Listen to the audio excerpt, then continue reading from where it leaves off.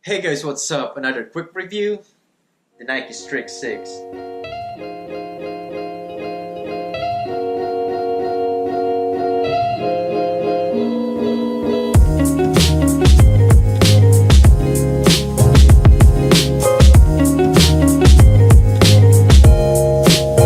So I'm gonna tell you all the important details about the shoe and my experience after running a marathon in Strix 6. So this shoe is a racing flat.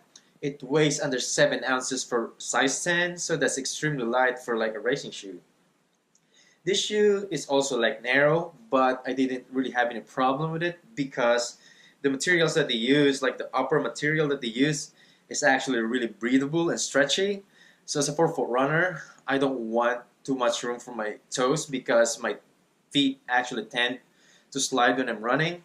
So I just want to get that like real good snug. But if you want more room for your toes, like if you're not used to like narrow shoes or like the way I want to wear my shoes, like you probably have to get like half size bigger and you should be fine. And the cushion of this shoe actually has enough cushion for marathon distance.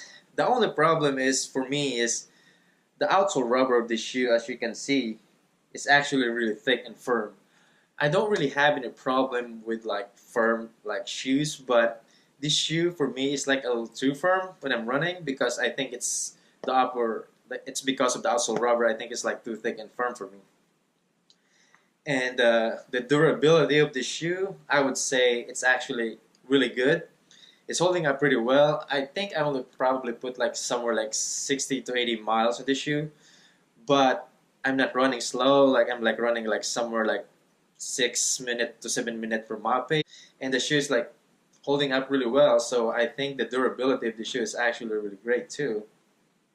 So the problems that I encountered when I was like running a marathon is like I said, like this shoe for me is a little too firm when I was running.